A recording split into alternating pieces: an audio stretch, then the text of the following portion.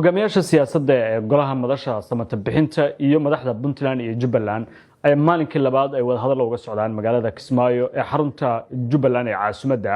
waxaana maanta wada hadalladu ay ahaayeen kuwa gaar ah oo ay lahaayeen hogaamiyaashu taas oo ay uga hadlayeen mustaqbalka siyaasadeed ee Soomaaliya qodobada dastuurka la xiriira iyo kuwa ammaanka waxaana la filayaa Brito ugu dambeyn gelinka dambe in kulanku soo dhamaado iyadoo dhammaan laga soo saari doono war-saxaafadeed ama warmurtiyeed la xiriira xaaladda siyaasadeed ee Soomaaliya doodo kala duwan ayaa maanta miiska la geeyay oo dhammaantood ku saabsan xaalka siyaasadda mowqifyada dhinacyada inta badan dhinacyadu waxay ka midaysan yihiin xaalka siyaasadda ee dalka iyo sida ay tahay in loo wajaho marxaladda hubanti la'aanta ee la xiriira arrimaha dastuurka iyo doorashooyinka